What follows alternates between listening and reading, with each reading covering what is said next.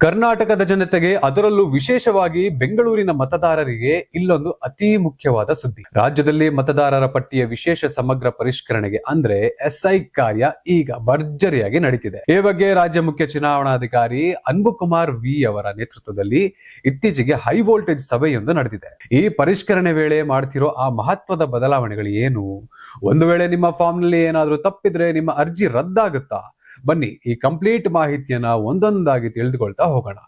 ಹೌದು, ಚುನಾವಣಾ ಆಯೋಗದಿಂದ ಸ್ಪಷ್ಟ ಆದೇಶ ಬಂದಿದೆ. ಗಣತಿ ನಮೂನೆ ಅರ್ಜಿಯಲ್ಲಿ ಮತದಾರರು ಮತ್ತು BLOಗಳು ಕಡ್ಡಾಯವಾಗಿ ಸಹಿ ಮಾಡಿರಲೇಬೇಕು. ಸಂಖ್ಯಾಕರಣ ಮಾಡುವ ಮುನ್ನ ಈ ಸಹಿಯನ್ನ ಕಡ್ಡಾಯವಾಗಿ ಪರಿಶೀಲನೆ ನಡೆಸಲು ಸೂಚಿಸಲಾಗಿದೆ. ಒಂದು ವೇಳೆ ಅರ್ಜಿಯಲ್ಲಿ ಮತದಾರರಾಗಲಿ ಅಥವಾ BLOಗಳಾಗಲಿ ಸಹಿ ಮಾಡಿಲ್ಲ ಅಂದ್ರೆ ಅಂತಹ ಯಾವುದೇ ಅರ್ಜಿಗಳನ್ನ ಡಿಜಿಟೈಸ್ ಮಾಡಬೇಡಿ ಅಂತ ಕಟ್ಟುನಿಟ್ಟಿನ ನಿರ್ದೇಶನ ನೀಡಲಾಗಿದೆ.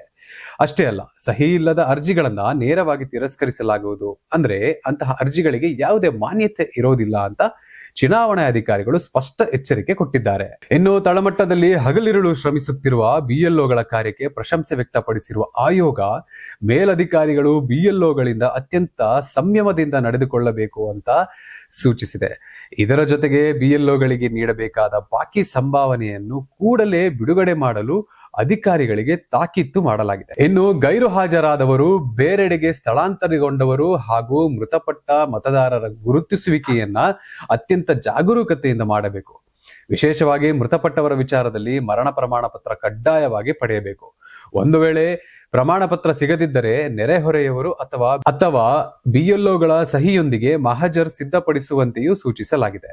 ಬೆಂಗಳೂರು ಕೇಂದ್ರ ನಗರ ಪಾಲಿಕೆ ಆಯುಕ್ತರಾದ ಜಗದೀಶ್ ಅವರು ಮಾತನಾಡಿ, ಅಧಿಕಾರಿಗಳು ಮನೆ ಮನೆಗೆ ಭೇಟಿ ನೀಡುವ ಮುನ್ನ ಸಂಬಂಧಪಟ್ಟ ಮತದಾರರಿಗೆ ದೂರವಾಣಿ ಮೂಲಕ ಕರೆ ಮಾಡಿ ಮುಂಚಿತವಾಗಿ ಮಾಹಿತಿ ನೀಡಲಿದ್ದಾರೆ.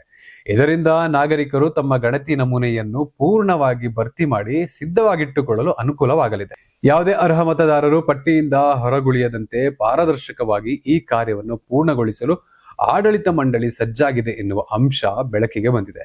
ಹಾಗಾಗಿ ನೀವು ಕೂಡ ನಿಮ್ಮ ದಾಖಲೆಗಳನ್ನು ಮತ್ತು ಸಹಿಯನ್ನು ಸರಿಯಾಗಿ ಪರಿಶೀಲಿಸಿಕೊಂಡು ಚುನಾವಣಾ ಸಿಬ್ಬಂದಿಗೆ ಸಹಕರಿಸಿ.